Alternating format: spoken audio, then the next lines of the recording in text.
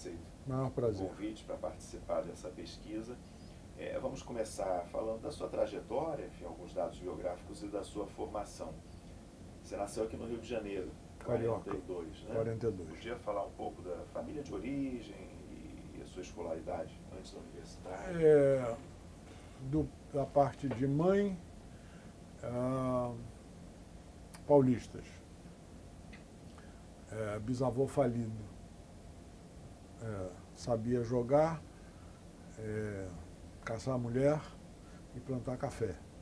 Mas ele não entendia direito a relação entre essas coisas.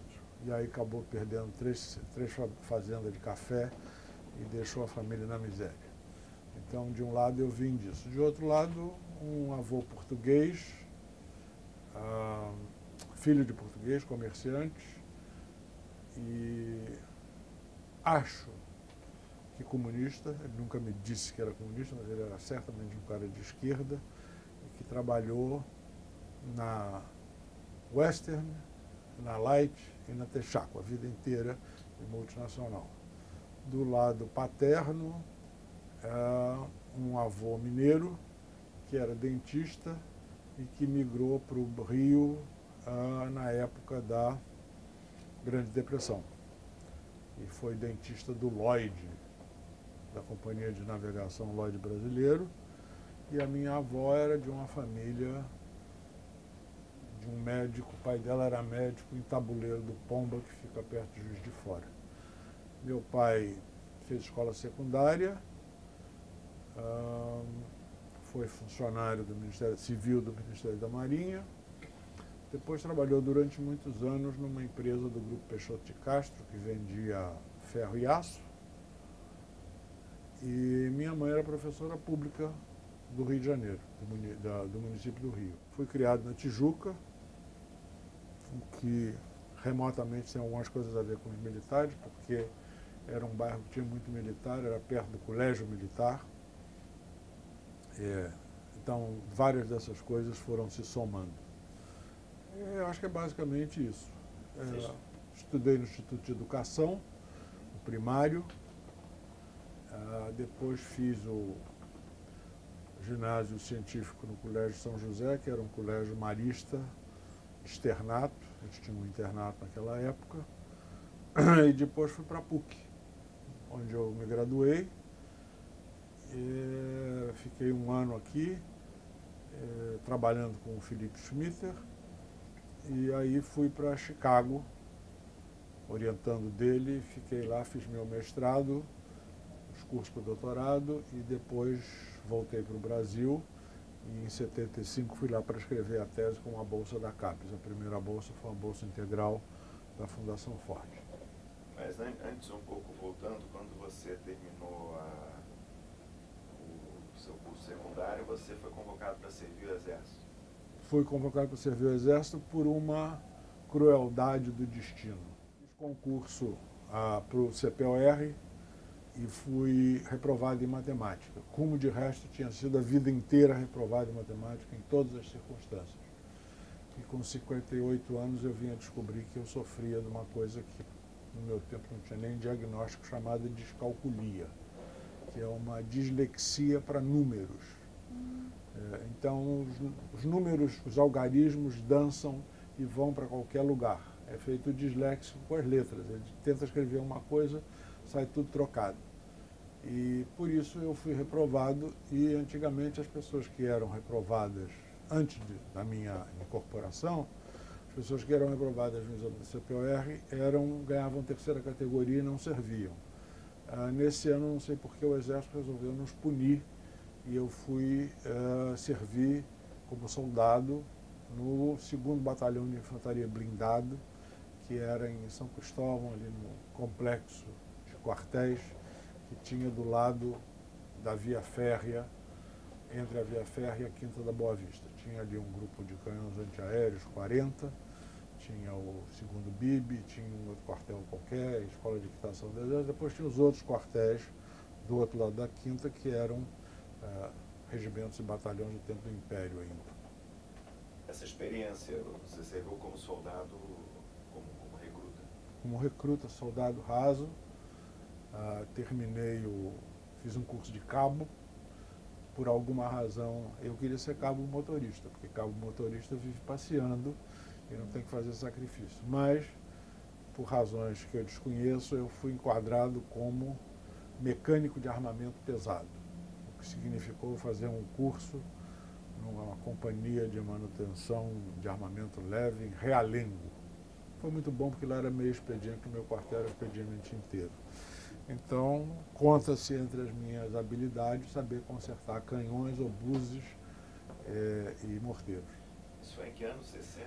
Está aí 1,62. Eu fui incorporado em junho, se não me engano, ou julho de 61, e a primeira coisa que nós pegamos foi a renúncia do Jânio Quadros, que aí o meu batalhão foi deslocado para Bauru. E depois a gente soube que estrategicamente nós, com 45 dias de exército, éramos supostos de, em Bauru, que era um grande entroncamento ferroviário, segurar o pessoal de Mato Grosso se o pessoal de Mato Grosso resolvesse descer para se juntar ao Rio Grande do Sul e dar posse ao Jango. Claro que não aconteceu nada, ficamos 13 dias lá aquartelados numa estação de estrada de ferro em Bauru e voltamos e ouvimos discurso do coronel até o fim da minha incorporação sobre a jornada heróica de Boru, como ele chamava. Boru? Boru, era Bauru. Você fez concurso para o Colégio Militar? Não, perdão, fiz, não passei em matemática. Mas por que o concurso para o Colégio Militar? Porque era um colégio público? Basicamente porque era muito mais barato. Foi uma coisa que meu pai queria, era muito mais barato, mas eu não passei em matemática. Pensando retrospectivamente, acho que teria sido um grande desastre se eu tivesse estudado no colégio militar. Foi ótimo, o colégio marista, que não era grande coisa, mas... Mas então você viu que é 9, 10 meses que era o...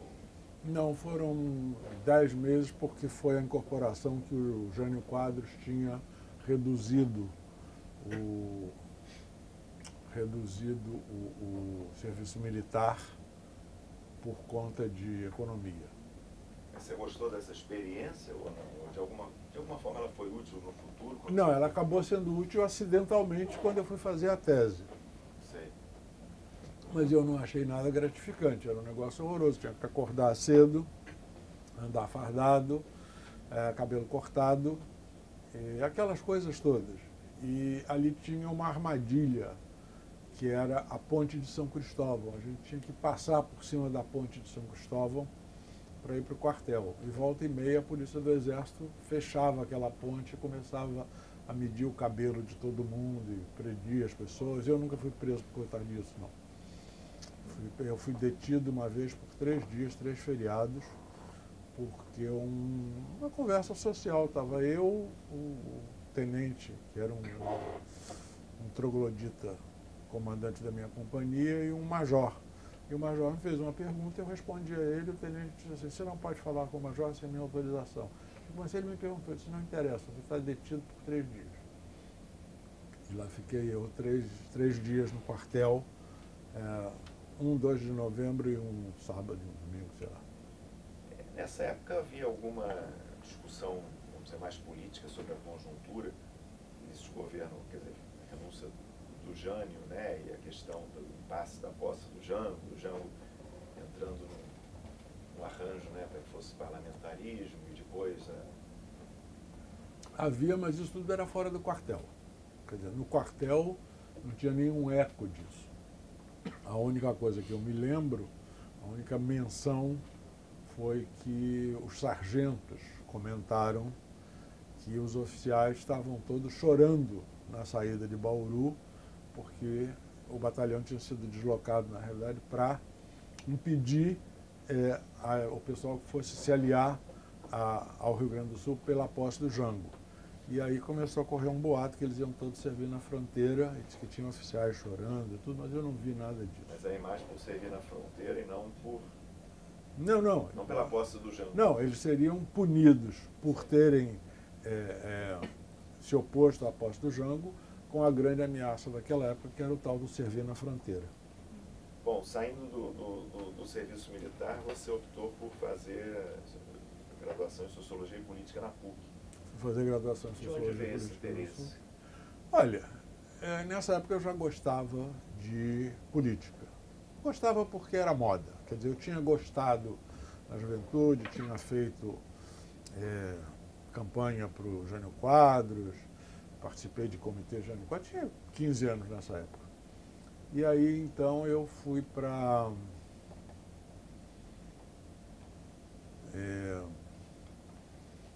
um dia um amigo meu me disse, vamos até a Uni. Eu fui à Uni, chegou lá, estavam recrutando voluntário para organizar o congresso da Uni que ocorreu naquele ano em Quitandinha.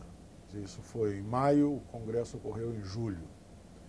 E eu fui como voluntário administrativo. E, de repente, no meio lá daquilo, me chamaram para uma reunião. Eu digo, mas que reunião? Aí, não, é uma reunião nossa, vem cá e tal coisa. E um conhecido meu me deu um abraço e disse, você é um dos nossos. Acho que ele até hoje trabalha na fundação, chama-se Marcos Arruda. E, desse jeito, eu virei membro de uma coisa que chamou-se Grupão e que depois virou a Ação Popular. Mas eu nunca dei muito certo com isso, porque eu era muito indisciplinado para esse tipo de coisa. Esse negócio de centralismo democrático, todo mundo tem que pensar igual. E, no fundo, eu era uma pessoa muito mais de orientação libertária. Mas essa experiência de organizar o congresso da Uni, e eu depois organizei outro em Santo André, foi muito interessante porque eu descobri um dia, dando um balanço na minha vida, que eu passei a minha vida indo a congressos, seja como participante, seja como palestrante, seja como organizador. E eu organizei várias coisas desse tipo. Trabalhei 3 anos na organização dos congressos do Fundo Monetário Internacional, uma vez aqui no Rio, depois mais 2 vezes em Washington. E por aí eu fui organizando eventos. É uma coisa que eu tinha, naquela época, bastante tecnologia. E lá na PUC, você ficou de 63 a 66, né? Exato. Como é que era o curso? Você teve uma boa experiência, os professores, colegas? O que é que você tem lembrar dessa experiência? Os colegas eram bons. Vários são amigos até hoje. Muitos estão mais distantes, porque eu moro em Brasília. Hoje em dia venho um pouco ao Rio, depois que minha mãe morreu. Mas foi boa. Quem era da sua turma? A Lúcia Lippe, a Maria Laís Pereira da Silva, que é da Universidade Federal Fluminense, o Arthur Jader da Cunha Neves, que depois foi exilado, o Arlindo Fábio Gomes de Souza, que foi da Fiocruz. Essas eram as pessoas mais próximas. Isso se agregava, em geral, em torno da base da Ação Popular, que era uma coisa ainda incipiente. E, como eu disse, para a qual eu não entrei, eu fui entrado por acaso. Dos professores? Dos professores, isso é? Os professores, a escola era uma escola católica. O líder intelectual da escola, e histórico, era o padre Fernando Bastos Dávila, que foi um dos primeiros sociólogos aqui no Brasil, que tinha uma visão de sociologia muito acadêmica, muito europeia. E o grande ídolo da esquerda era um padre chamado Padre Ozanam, nem lembro o resto do nome dele, que era um sujeito de esquerda, etc. Mas o professor mais admirável que eu tive se chamava Arthur Helneiva. Ele era um enciclopedista. Eu me lembro que naquela época ele tinha uma biblioteca respeitável, 25 mil volumes em casa. E o Neiva dava um curso muito interessante chamado Introdução às Ciências Sociais, que ele falava de tudo. E então ele abriu o mundo para a gente. Eu me lembro porque eu adorava as aulas dele, mas a posição oficial da esquerda é que ele era muito reacionário. E a Lúcia Lippe, uma vez, em conversa pessoal, sei lá, 5, 10 anos atrás, me disse, eu não entendia nada do que o Neiva falava.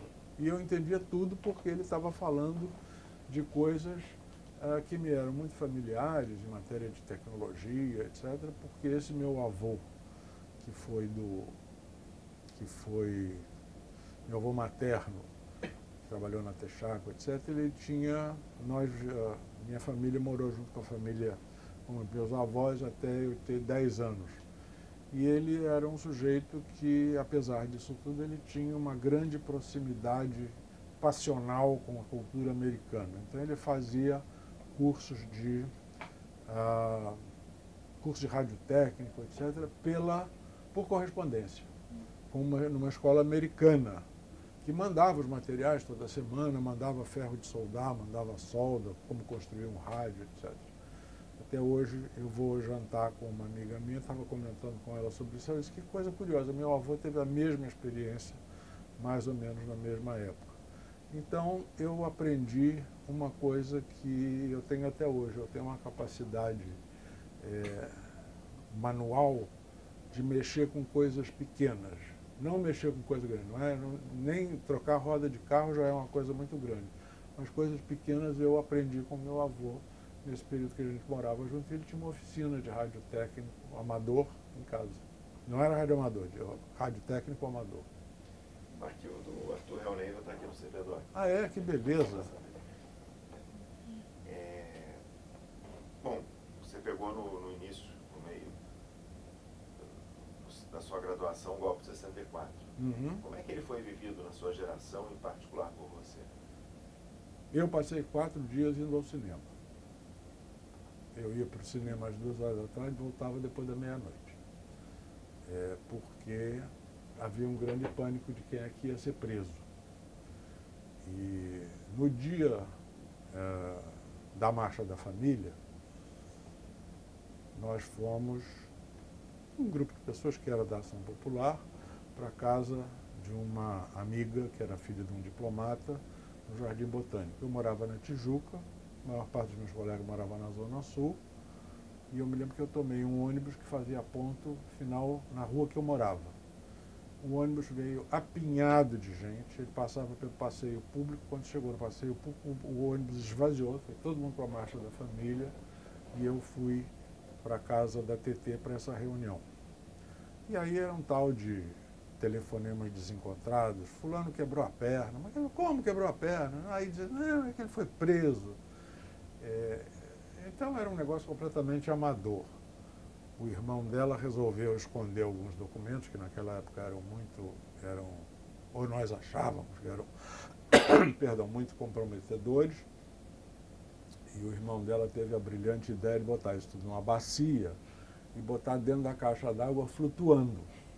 Só que essa bacia foi deslizando pela água até perto de onde caía a água, molhou tudo, aí alguém telefonou e disse, queima tudo. Aí ficamos nós tentando queimar não sei quantas folhas de papel numa casa, uma casa de frente de rua, no Jardim Botânico. Então foi uma sucessão de desastres. A PUC teve uma atitude bastante decente, com algumas pessoas que não puderam ficar no Rio, então ela transferiu essas pessoas para São Paulo. Basicamente, quem eu me lembro que foi parte desse grupo foi o presidente do diretório, que chamava-se Vicente Carlos Iplá Trevas, e teve mais 3 outras pessoas, e vieram algumas pessoas de São Paulo, na mesma situação. E uma dessas pessoas foi meu amigo durante algum tempo, chamava Fernando Bezerra de Menezes. E aí, depois, o 3º e o 4º ano, o regime militar já estava instaurado, a gente mais ou menos já sabia o que acontecia, e eu trabalhava no Instituto de Ciências Sociais, que era aqui na Rua Marquês de Olinda. Nessa época o Instituto não tinha ensino, era só pesquisa. Eu estava lá num grupo de pesquisa. Você estava como estagiário? Estagiário. Eu comecei a trabalhar... Fazendo curso ainda? Fazendo curso na PUC. Eu comecei a trabalhar muito cedo. Quem me indicou para as primeiras posições foi uma amiga minha, chamada Miriam Limoeiro Cardoso, que era do 4º ano da faculdade. E aí eu por lá fiquei, E um dia chegou um americano chamado Philip Schmitter, que ficou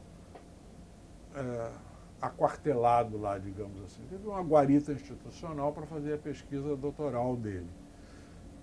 Eu fiz um curso que ele deu, fui segundo colocado, ele me convidou para trabalhar com ele, e eu fui assistente de pesquisa dele por 2 anos, aprendi muito, muito mesmo. E depois a gente falava eventualmente de ir para os Estados Unidos, estudar, etc. Um dia ele me mandou uma carta e disse: você continua com aquela ideia de vir para os Estados Unidos estudar? Eu digo: continuo. Ele disse: olha, eu aceitei um emprego na Universidade de Chicago, você gostaria de ir? Eu digo: sim. 15 dias depois chegou um pacote de coisas que eu preenchi e mandei e fui aprovado. Fui aceito pela universidade. Só uma dúvida, no ICES, foi a mesma época que o Gilberto Velho estava lá estudando, não? Não. Foi nessa época... Ele é de 45. Não, ele era 3 anos nessa época. Ele mencionou que fez um pequeno estudo lá com alguém sobre burocracia militar. Fiquei curioso de saber. Não, o Schmitter não estava trabalhando com isso, não. O Schmitter estava trabalhando com sindicatos e entidades representativas. Eu me lembro, dessa época tinha o pessoal que trabalhava com o Luciano Coutinho. É Coutinho? Acho que é Luciano Coutinho. Presidente do BNDES agora. Não, então não é não. É um outro sociólogo, Luciano, acho que é amigo do Fernando Henrique, não lembro o nome dele. Sim. Nossa, eu esqueci o nome. Eu vou lembrar. Depois tinha um grupo de pesquisa do Pessoa de Queiroz, que era uma coisa sobre as elites. Maurício Vinhas de Queiroz. Não era o Maurício, não. Era outro. Não era... Eu vou lembrar daqui a pouco. Não está falando do Leôncio. Não. Martins. Leôncio era... São Paulo era outro mundo nessa época. Não, era... Nessa pesquisa trabalharam o Pedro Carvalho de Mello, que é economista hoje, um rapaz chamado Lincoln Bicalho Roque, que era comunista histórico, e um dia ele foi preso na porta do Instituto de Ciências Sociais, e um colega dele, que era completamente apolítico, chamado Kleber Lemos da Silva, disse: pois é, aí eu vi um sujeito assim que parecia um amigo do Lincoln abraçando ele e querendo levar, e ele não queria ir. Eu acho que o amigo dele estava bêbado. Não, ele estava sendo preso. E o Kleber, quando eu voltei de Chicago, eu fui procurar, vim ao Instituto de Ciências Sociais, estava procurando emprego e perguntei, e o Kleber? E me disseram que o Kleber tinha morrido no Araguaia. Eu e o Kleber fomos próximos porque eu fazia fotografia, ele estava começando a fazer fotografia, então foi mais ou menos isso. Você chegou a ter medo de ser preso nessa época? Ou tua militância não era tão relevante? Não, a minha militância não era relevante. Teve uma ocasião em que prenderam todo o pessoal da Ação Popular aqui do Rio, umas 30 ou 40 pessoas, que ficaram presas acho que 4 ou 5 dias. E teve um processo, eu tenho vários amigos dessa época, alguns amigos até hoje, que foram presos nessa circunstância. Um deles teve uma prisão muito peculiar, porque ele era o único que já era formado e ele teve prisão especial. Ele foi obrigado a ficar separado de todo mundo que ainda era estudante. Chamava-se Márcio. Então, nessa ocasião, eu tive por bem me refugiar na casa de uma conhecida minha, que era uma inglesa, que tinha um antiquário no Largo do Boticário, só pitoresco. E lá fiquei 2 dias e pronto. Depois foi todo mundo solto. Mas a ida para os Estados Unidos, a opção de ir para os Estados Unidos de fato, não tinha a ver com essa situação com o quê? Da militância? Não teve nada a ver com isso. Eu acho que era uma oportunidade, eu sempre tinha pensado nisso, boa parte disso é influência do meu avô, e de eu ter crescido numa casa em que o avô falava inglês, a minha mãe falava inglês, traduzia livros, e tinha uma correspondente nos Estados Unidos, que ela se correspondeu com essa senhora durante 70 anos, Depois eu até levei aos Estados Unidos para conhecer a correspondente dela, quando ela já tinha quase 80 anos. Então, não, foram coisas independentes, foram trajetórias independentes. Aí eu me formei, o primeiro emprego foi no SESC, nós tivemos um treinamento, nós tínhamos um centro de treinamento aqui na Rua Bambina, e quando eu cheguei para ser apresentado ao meu emprego na diretoria nacional do SESC, em frente ao Santos Dumont, eu entrei numa sala enorme, cheia de mesas, medi a sala assim com os olhos e disse assim: se eu não fizer nenhuma besteira, daqui a 30 anos eu vou estar sentado naquela mesa. Não é isso que eu quero. Um mês depois eu pedi demissão e fui trabalhar na organização de outro congresso, do Fundo Monetário Internacional. Também aprendi muito. E aí, chegando em Chicago, como é que foi sua adaptação? Cômica. Chegou no inverno, não? Cheguei no inverno. Então foi trágica. Cheguei lá no dia 20, eu tinha admissão e não tinha bolsa. Aí eu fui a 13 lugares. O primeiro foi a Fundação Ford, que o Peter Bell não estava lá, e depois, que era o representante, depois eu fui a outros 12 lugares e não consegui nada. Eu soube que o Peter tinha voltado, voltei e disse: olha, fui a esses lugares todos e não consegui nada. Ele disse: mas você já está admitido em Chicago? Eu disse: estou. Ele disse: então tudo bem, vai tranquilo, a gente vai ver. E não se falou mais nisso por uns 20 ou 30 dias. Um dia o secretário dele telefonou, eu fui lá, ele me recebeu, uma conversa de Cerca Lourenço, que não me levava a nada. De repente ela entrou com uma pastinha, mostrou para ele, e ele leu, assinou uma carta, assinou um papel, e disse: agora você tem uma bolsa. E isso foi em novembro. Eu já estava com tudo que eu precisava para ir aprontado. Já tinha tirado o passaporte, aí com isso tirei meu visto e tudo. E o Peter me disse: você se prepara para partir no dia 25 de dezembro de noite, passa o Natal com a sua família, e vai ter uma reunião em Nova York dos bolsistas da Ford, que foi, na realidade, a primeira geração de cientistas políticos brasileiros, profissionais. Foi nessa ocasião que eu conheci o Antônio Otávio Sintra, o Simão Schwartz, o Zé Murilo de Carvalho, que eram pessoas de Minas, que era outro mundo. O Rio era uma coisa, Minas era outra, São Paulo era outra coisa. E aí, no dia 25 de dezembro, lá fui eu, com o Galeão antigo, tomei um avião, saltei em Nova York, meus pés congelaram, nevou de tarde, eu estava desesperado. Entrei num táxi e disse ao motorista: me leva para o Macy's. Era a única loja que eu tinha ouvido falar, porque um amigo meu tinha morado lá e conhecia o Macy's. Ele disse: qual é o Macy's da Rua 34? Eu disse: não sei, qualquer Macy's. De repente o motorista parou num sinal, ele era o terceiro ou quarto carro, abriu a porta e fugiu. Eu estava no banco de trás, o motorista abriu a porta, deu uma batida com a porta e desapareceu. 4h30 da tarde, em Nova York, era noite no inverno. E eu fiquei lá, aterrorizado, porque eu disse o seguinte: eu nunca vi isso nem em filme, nem em comédia. Eu não sei se aqui é hábito os motoristas fugirem dos carros. Daqui a pouco vai abrir esse sinal. E aí vai chegar um guarda e vai dizer o seguinte: cadê o motorista? Eu vou dizer: ele fugiu. O guarda vai dizer: o senhor está brincando. Eu já era razoavelmente proficiente em inglês, mas no finzinho, porque aqueles sinais das ruas com as avenidas, fica aberto muito tempo para as avenidas. De repente ele voltou e me disse que ele tinha ido depositar o pagamento da conta de eletricidade dele, porque tinha que estar carimbada pelo correio daquele dia. Quer dizer, eu tinha saído de um país em que, para botar uma carta no correio, você tinha que ir no correio, ninguém pagava nada pelo correio e por aí afora. E eu tive uma outra história pitoresca, que depois de eu estar com tudo pronto para viajar,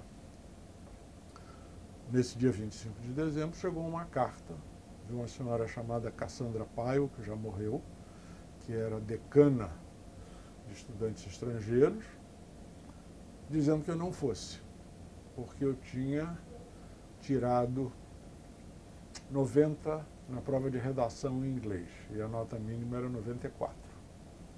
Eu entrei em pânico, né? Acabou o sonho. Aí fui conversar com um cara que também estava fazendo doutorado nessa época aqui, chamado Tom Bruneau, que estudou igreja no Brasil, e mostrei a carta para o Tom.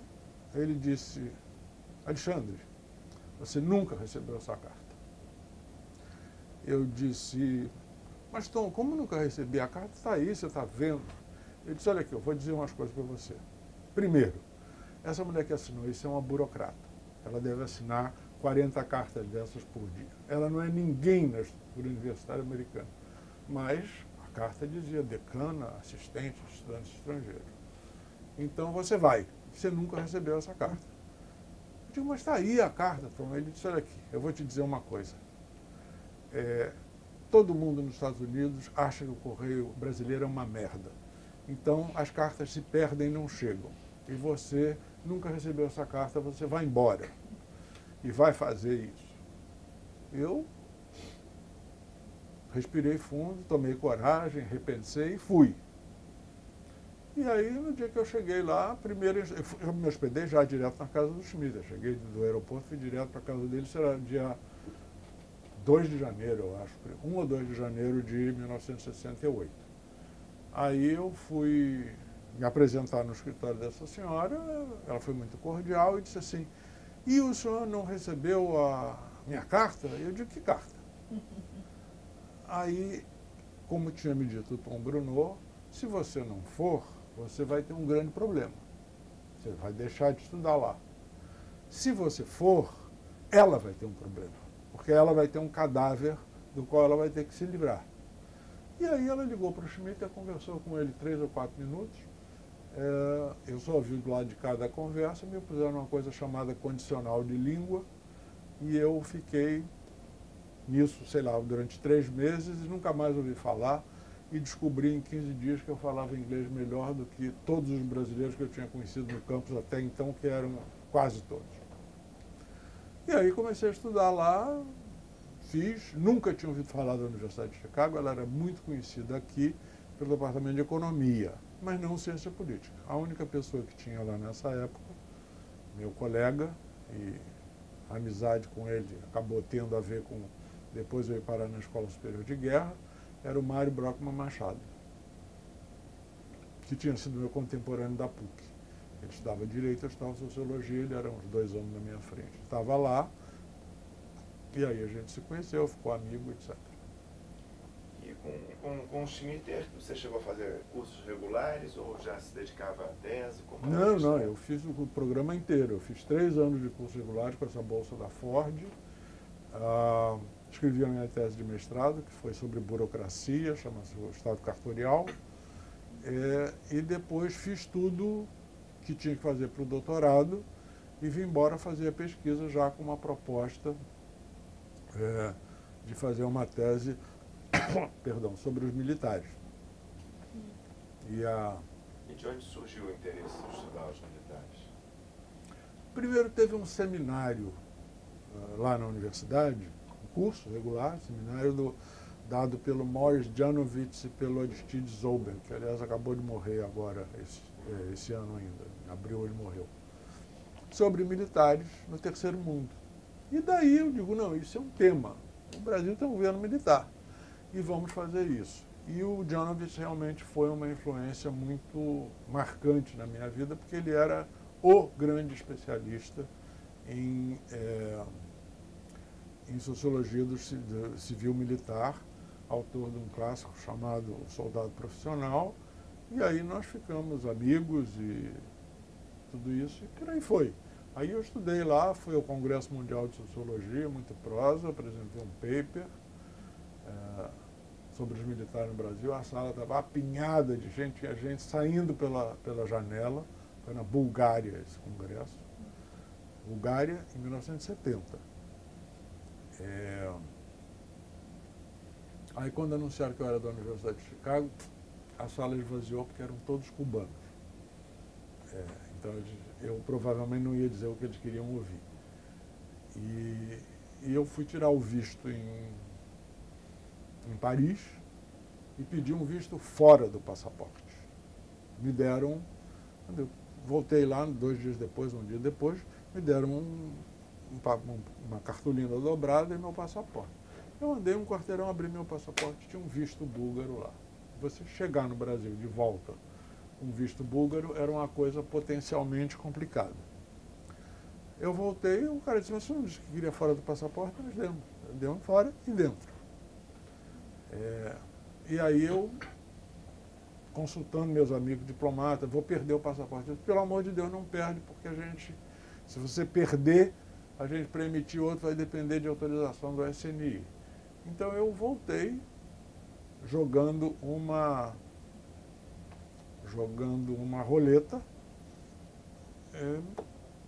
para ver o que acontecia. Não aconteceu nada, mas não sei porquê, um galeão velho, eu e um diplomata que era do gabinete do ministro, fomos os últimos sujeitos a sair da alfândega ali, daquela área de alfândega. Eu digo, não, claro, segundo tinha contado a dona Alzira Vargas do Amaral Peixoto, que era mãe de uma colega de turma minha, a Celina, ela dizia que a parte mais perigosa de uma viagem ao exterior era entre você entrar na alfândega e chegar no avião, porque ali é que eles sumiam com as pessoas. Mas aí não sumiu e acabou. E depois, quando houve um outro episódio, alguém disse, não, a gente tinha anotado, um militar, a gente tinha lá uma cópia do seu visto para a Bulgária. Isso já foi em 75. Mas você voltou 72. Ao Brasil para fazer a pesquisa do doutorado em que ano? Foi. Eu voltei, eu cheguei aqui em 1970. Novembro de 70, outubro de 70, novembro de 70. E comecei a procurar emprego e, por acaso, encontrei na PUC com o Glaucio Soares, que estava em Brasília, me convidou para ir para a Universidade de Brasília. Eu fui lá, fiquei 2 anos e depois voltei. E, nesse período, o pai do Mário Machado... Depois voltou para... Voltei para o Rio. Voltei para o Rio. Não aguentei Brasília. Nessa altura dos acontecimentos, o pai do Mário, chamava-se General João Bina Machado, era um general de 3 estrelas, estava me ajudando. Ele me apresentava coronéis, tal coisa, conversava comigo, mas era aquele negócio de você entrevistar militar. Você, quando entrevista um coronel, não é ele que fala, é o posto, né? Ele só diz o que um coronel diria. Então eu cheguei à conclusão que eu não ia muito longe com isso, mas continuamos. Aí o pai do Mário foi promovido a general de 4 estrelas, foi nomeado para o 4º Exército, que naquela época era Recife, ficou um pouquinho de tempo lá e veio para o Rio comandar o 1º Exército. Aí ele saiu do 1º Exército rapidamente. Não sei se essa história é verdadeira ou apócrifa, teria sido porque ele tinha dito que não ia ter tortura aqui. E aí ele foi imediatamente demitido. E nessa ocasião, ele ficou na casa do comandante do 1º Exército, fica ali na Rua General Canabarro, na Tijuca, ao lado do Palacete Laguna. E eu me lembro que ele ficou lá um mês e pouco, sem sair. Eu ia visitá-lo lá. Eu suspeito que ele tenha ficado, era uma prisão disciplinar, uma prisão de oficial superior, você não sabe. E aí ele tinha um grande pepino, o Exército tinha um grande pepino. O que a gente faz com o Bina? Porque o Bina não quer tortura, mas ele é um soldado profissional exemplar. Então, abriram, não sei, uma vaga na Escola Superior de Guerra e o general Bina Machado foi comandar a Escola Superior de Guerra. Um dia o Mário me ligou. Você chegou a conversar com ele sobre isso ou não? Sobre esse Não. boato da tortura dele? Não, essas coisas nunca, ninguém, durante os 2 anos que eu tive na Escola Superior de Guerra, falou de tortura. Era um tema tabu, não se tocava. Talvez fosse um tema falado entre os militares. Para nós, não. Né? Quer dizer, eu era um civil, eu não era do corpo permanente porque eu não tinha idade, e eu estava lá porque o general me queria lá. Então, quando o general foi nomeado para a Escola Superior de Guerra, um dia o Mário me ligou e disse: o velho quer conversar com você. Pediu para você ir lá na EJA. Eu disse: o que ele quer comigo? Ele disse: quer te oferecer um emprego. Eu digo: Mário, você está de porre. Ele disse: não, é verdade. Aí eu fui lá e o general disse: olha, eu estou aqui comandando esse negócio, um bando de advogado, eu queria ver se mudava isso. Aí foram grandes discussões. Duas pessoas que eram minhas amigas próximas naquela época, o Vanderlei Guilherme e o Simão Schwartzman, discutindo aquilo. E eu acabei indo para a Escola Superior de Guerra com a ideia que eu ia mudar a cabeça dos generais. E eles provavelmente com a ideia de que eles iam mudar a minha cabeça. Isso foi em 73. Eu fiquei lá em 73 e 74. Mas você foi como assessor do general e não como aluno? Não fui como aluno. Eu fazia tudo que um membro do corpo permanente fazia, mas eu não tinha idade para ser membro do corpo permanente. A idade mínima era 35 anos. Eu tinha 32. Então eu fiquei lá. Era um arranjo que eu trabalhava lá 3 vezes por semana, ganhava pelo IPEA, mas eu tinha todas as obrigações do corpo permanente. Para a sua pesquisa, essa proximidade física com os militares? Foi fundamental, porque eu tive uma experiência que eu acho que poucas pessoas da minha geração tiveram.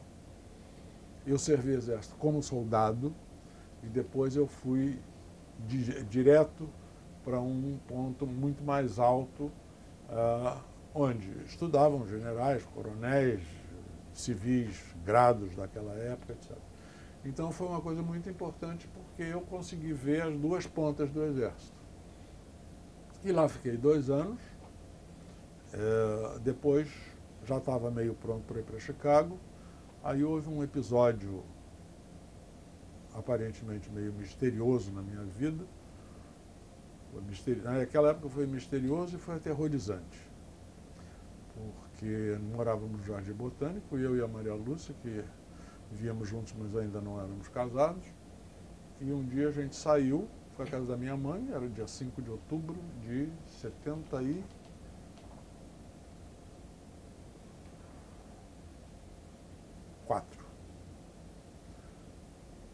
Quando nós voltamos, a Maria Lúcia disse assim: alguém esteve aqui em casa. Tem coisa fora do lugar, isso aqui. Aí no sofá tinha um pôster dela que alguém tinha sentado, esgarçado o pôster na dobra. Ela tinha esticado ali. Bom, aí liga para o oficial de segurança da Escola Superior de Guerra, vai ao distrito policial, apresenta a queixa, não sei o quê. E discussões, o que é. O Luiz Alberto Bahia, que era um jornalista, nosso amigo, a interpretação dele é que era uma briga entre a linha dura e a abertura do Geisel, e que eu era um peão, que eu estava sendo jogado para cima e para baixo. Mas, na segunda-feira, saiu na coluna do Castelo a notícia que tinha sido preso no Recife um americano chamado Fred Morris, que naquela época, eu e o Fred Morris, porque a visita da polícia à minha casa foi o seguinte: nós sabemos isso pela irmã da empregada que trabalhava para o César Guimarães. Porque ela começou a trabalhar lá, um sábado de tarde, nós tínhamos saído, de repente chegaram 3 caras armados de revólver, entraram na casa com uma moça. E ficaram lá durante 3 horas, a pobre da empregada nova debaixo de revólver, e aí a irmã dela nos contou ao César Guimarães, a irmã dela trabalhava para o César Guimarães, que eles tinham revistado a casa toda, não tinham feito nenhuma baderna, e alguém deu um telefonema e disse assim: aqui é o Araújo. Acho que tem um engano, o homem aqui é da Escola Superior de Guerra. E do mesmo jeito que eles chegaram, eles sumiram. E resulta que o Fred Morris era um pastor protestante que estava em Recife, era muito ligado ao Dom Helder Câmara. Foi preso, foi brutalmente torturado, depois foi expulso do Brasil, e era um stringer do Time, escreveu uma matéria de 1 ou 2 páginas no Time sobre a tortura no Brasil, que foi um negócio péssimo para o governo. E quando o Fred esteve no Rio, ele tinha uma namorada, tinha separado da mulher, ele foi me visitar.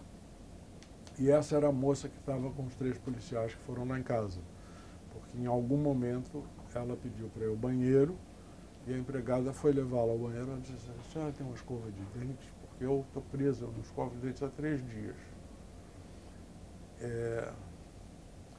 Agora, para recuperar essa história toda, foi um negócio muito complicado. Porque na segunda-feira meu telefone emudeceu, eu saí de casa, fomos para a casa do Vanderlei, e de lá da casa do Vanderlei eu liguei para o chefe do Estado-Maior do Primeiro Exército, quer dizer, liguei para um coronel das Escolas Superiores de Guerra que estava em Brasília, ele me deu o telefone do general Leônidas Pires Gonçalves, que era o chefe do Estado-Maior, e ele disse: não, professor, fique onde está, por favor, me dê seu telefone. Ligou de volta, daí a 10 minutos, e disse: o senhor pode voltar para casa, às 9 horas vai uma pessoa lhe procurar em meu nome, vai se identificar. E chegou lá um sujeito, se identificou, era um sargento, a paisana, examinou a casa e disse: quem teve na sua casa não foi ladrão, foi polícia. E realmente, a única coisa de valor que eu tinha nessa época eram 2 câmeras, porque eu era fotógrafo. E aí terminou essa história. E eu fui, depois me chamaram lá, o general me convidou para ir visitá-lo lá no Leônidas. No comando, ele era chefe de Estado-Maior do Primeiro Exército. E eu conversei lá e tal coisa. Meses depois eu encontrei com o coronel da segurança, que chamava Sérgio Pasquale, no casamento do filho do, naquela época, coronel Gilberto Luiz Lima. E eu disse: obrigado, coronel. Ele disse: obrigado por quê? Ele disse: por causa... Ele disse: não aconteceu nada. Então é uma coisa que ele não tem registro. Né? Mas foi isso. Né? E aí depois, isso era uma coisa muito persecutória, porque quando eu cheguei nos Estados Unidos, eu fui fazer uma palestra em Nova York, quem foi a primeira pessoa que eu vi lá no lugar? O Fred Morris. Durante muito tempo houve discussões se o Fred era realmente um cara amigo do Dom Helder ou se ele era um sujeito da CIA que tinha sido preso por engano, que foi uma hipótese que foi levantada pelos jornais. E a embaixada americana rapidamente se mobilizou, e isso reforçou as suspeitas paranoicas da CIA, mas não, isso tinha sido basicamente por causa da experiência do golpe no Chile. Então as embaixadas estavam com ordem de qualquer cidadão americano que fosse preso em ditaduras da América Latina, para a embaixada intervir rapidamente e tirar as pessoas do país. Durante essa estadia na ESC, você tinha a sensação de estar sendo observado de alguma forma? Nada, ou não? Não, nunca tive nem a sensação de estar sendo observado, mas também nunca ninguém conversou comigo sobre assuntos que eram dos militares. Mas aconteciam coisas como, por exemplo, um negócio que era sempre discutido na imprensa era o aumento dos militares. E um dia eu me lembro que estava essa discussão de aumento, um oficial da Marinha virou: olha meu contra-cheque. Eu fiquei surpreso porque eu descobri que ele, com 45 anos, capitão de mar e guerra, ganhava menos do que eu ganhava aqui na Fundação, como professor, com 32 anos. Então eu aprendi essas coisas, vamos dizer assim, sociais a respeito deles em 2 anos. Mas nunca houve nenhuma sensação de estar sendo observado, nada disso. O fato de ter feito serviço militar, de alguma forma te tornava mais familiar ou não? Ou você era apartado de determinado ambiente? Não, eu não era apartado. Eu era tratado igual como eram todos os civis. Mas uma vez um coronel fez um comentário comigo, ele disse: intelectual servindo exército é uma raridade, porque intelectual não serve, porque tem peixado ou tem pé chato. Ou seja, tem algum contato, ou então tem pé chato.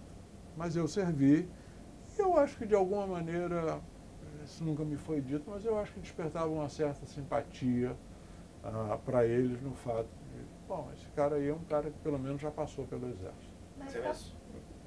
Você menciona no apêndice metodológico que confusão sociologia e socialismo é muito comum. Era muito comum nos militares. É. Mesmo quando eu fiz pesquisa de campo, né, tempos depois ainda tinha um pouco isso. O sociólogo era meio sinônimo de socialista. Uhum.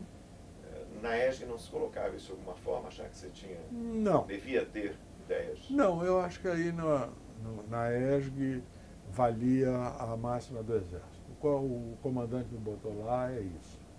Todo mundo batia continência, me tratava muito bem, com muita polidez, nunca houve nenhuma intimidade, quer dizer, de frequentar casas, nem nada. Duas pessoas que ficaram mais ou menos próximas foram esse oficial de mar e guerra, capitão de mar e guerra, chamado Júlio Sérgio Vidal Pessoa, que tinha sido ajudante de ordens do presidente Castelo Branco, e me ajudou na pesquisa, me contou histórias, etc. E o coronel Gilberto Luiz Lima, que tinha muita simpatia por mim. Sobre a sua pesquisa, conversavam com você na ESG? Não. Nunca tiveram curiosidade? Não, eu também não falava Mas você demais não declarava que estava também fazendo não uma dizia que estava fazendo uma pesquisa no nível de detalhe que eu fiz ou que eu faria. Agora, como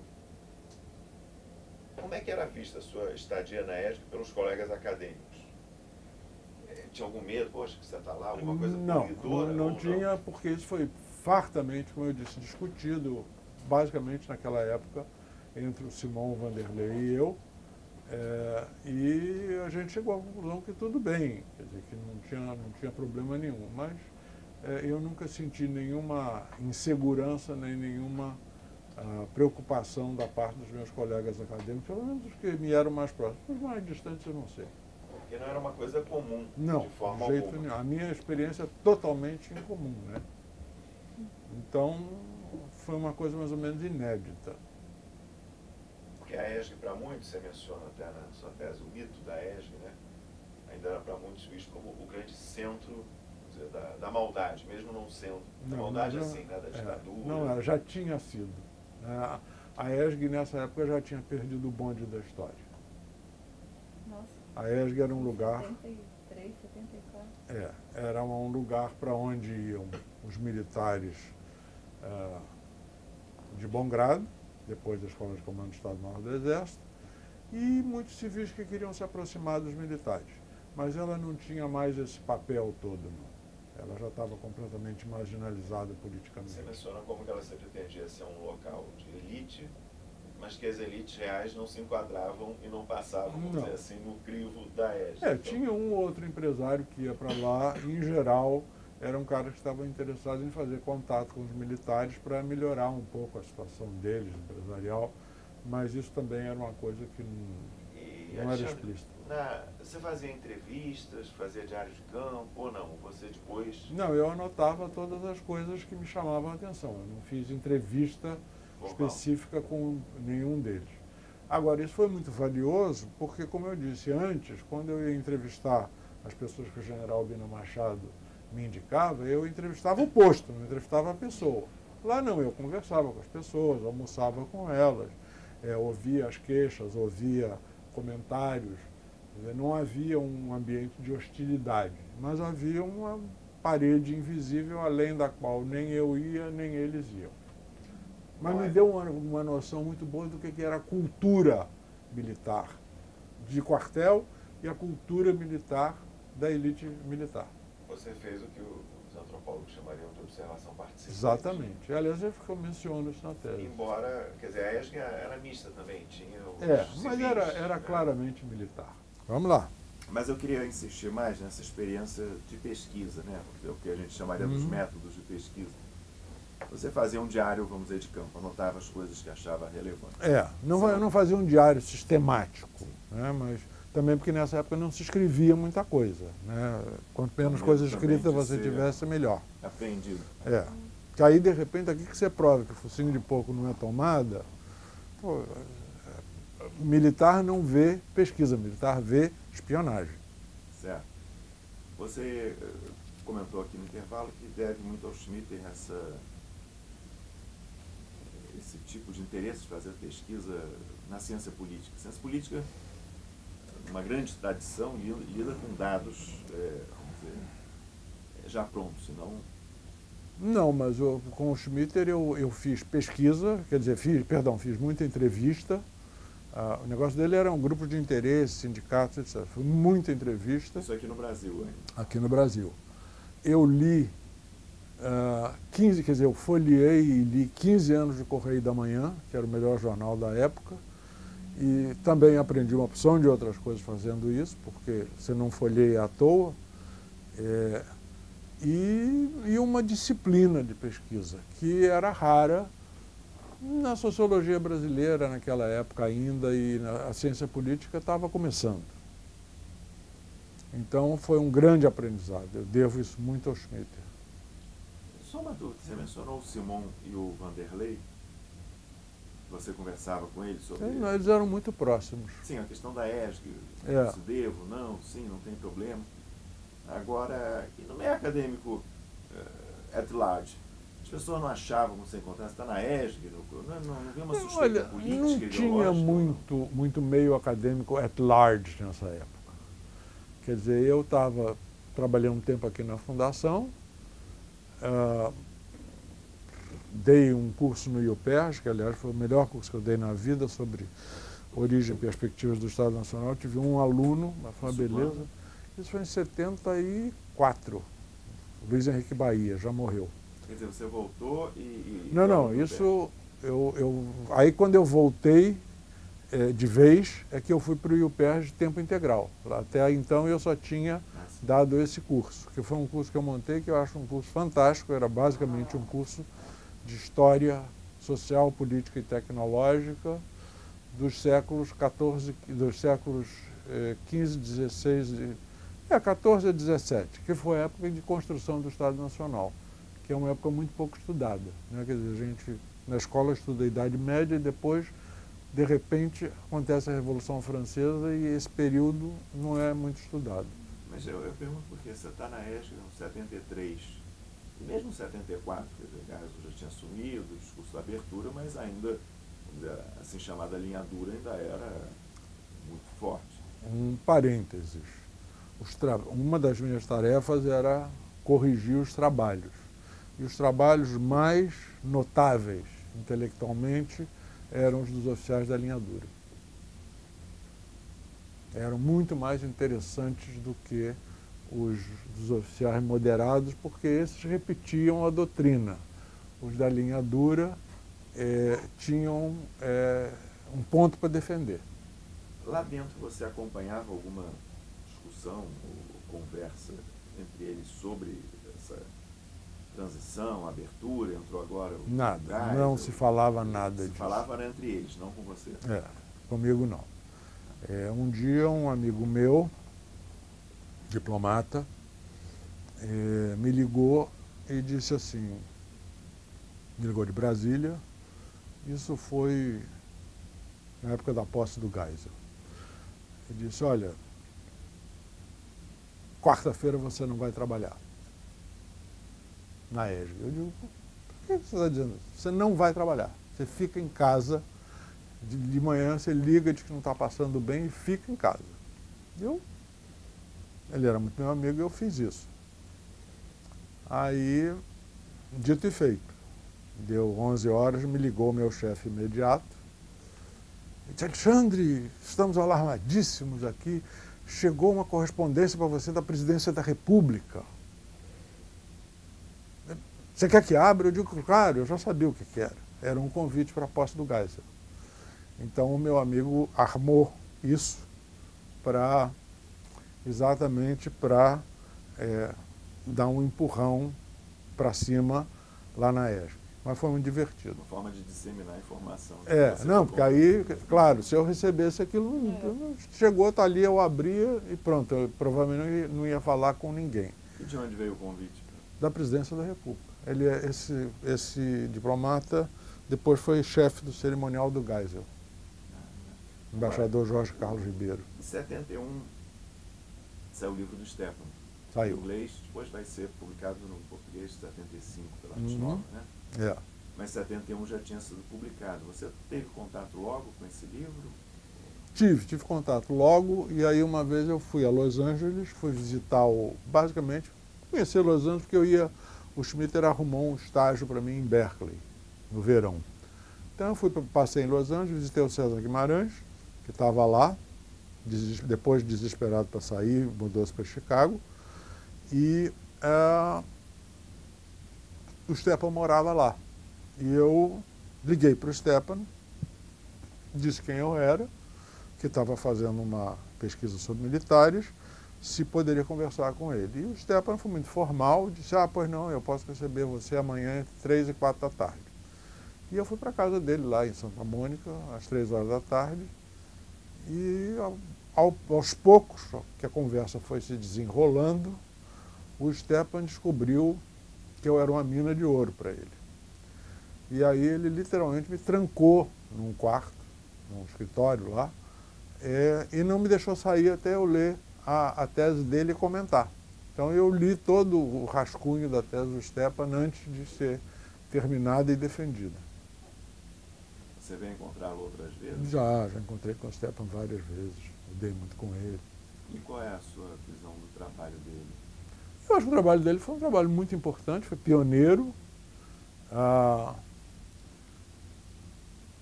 Claro, por um lado com as limitações, por outro lado com as vantagens, quer dizer, ele era um americano, ele se dava com o Vernon Walters, que era o adido militar, etc. Mas eu acho que é um trabalho muito valioso, muito importante, porque não tinha nada, né? Ele teve, o que sempre se diz é que, por ser brasilianista, ele tinha mais vantagem do que um brasileiro para estudar a instituição militar na época. Uhum. Você concorda com essa?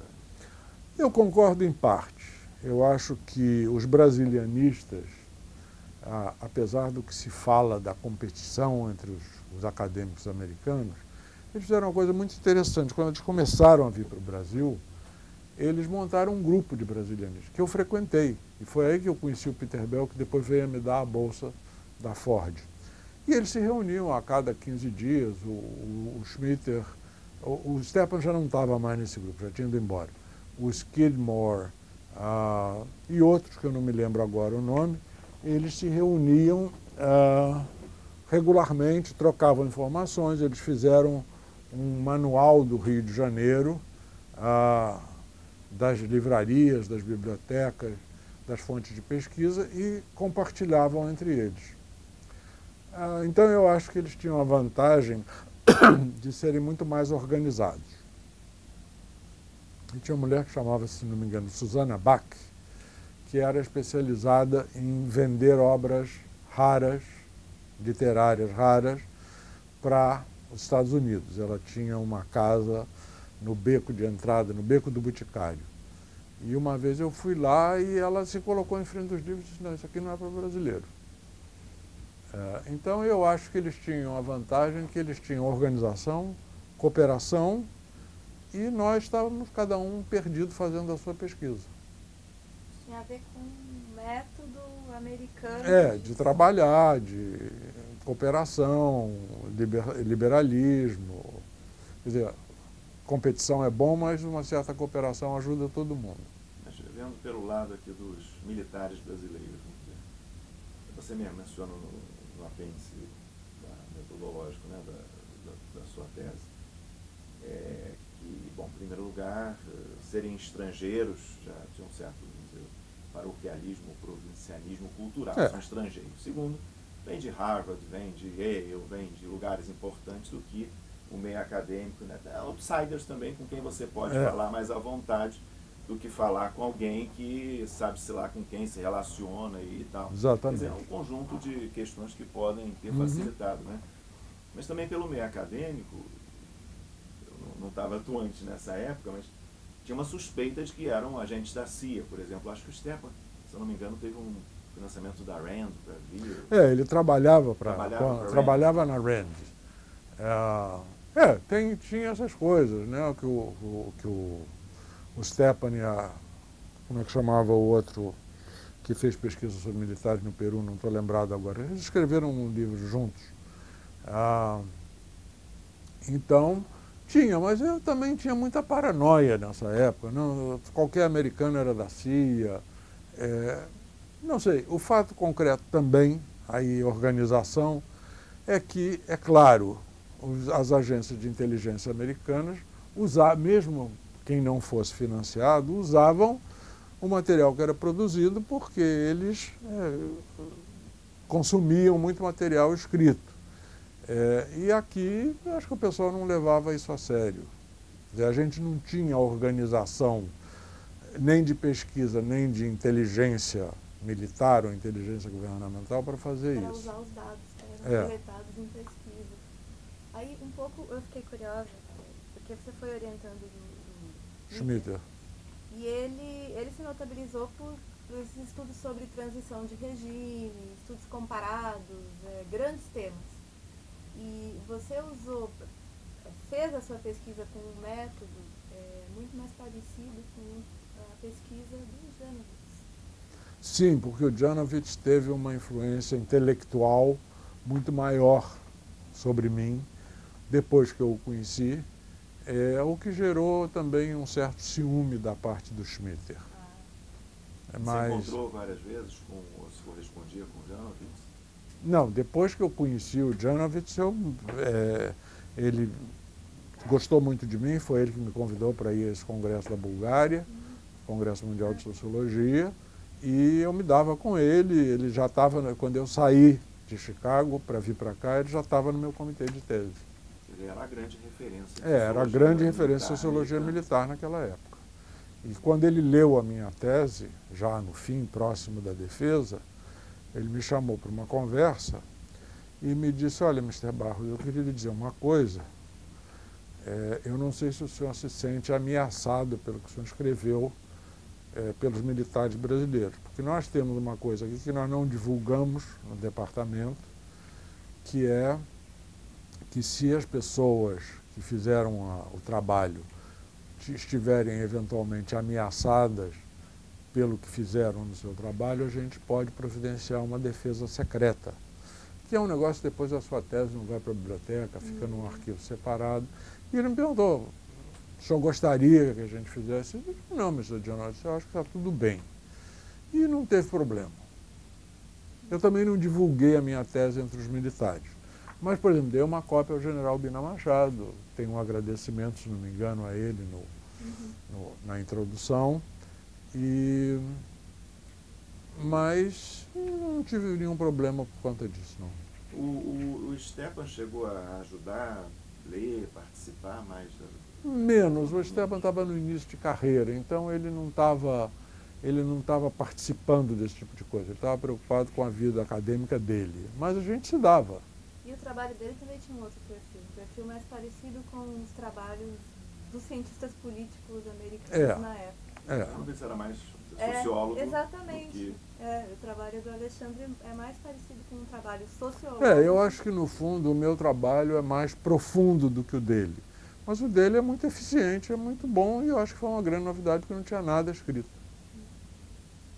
E a defesa em si, como foi? Foi tranquila? Foi muito tranquila. Foi Schmitter, ele, eu e o Lloyd Rudolph, que se declarou desde o início que ele estava ali porque ele precisava de um terceiro membro. O Lloyd Rudolph entendia de burocracia e de Índia. Mas no fim da defesa o Schmitter disse, eu acho que isso aí já foi fruto do ciúme dele, do Janovitz, ele disse, eu não gosto dessa tese, mas eu sou obrigado a provar porque ela é muito boa. Por que não gosta dessa tese?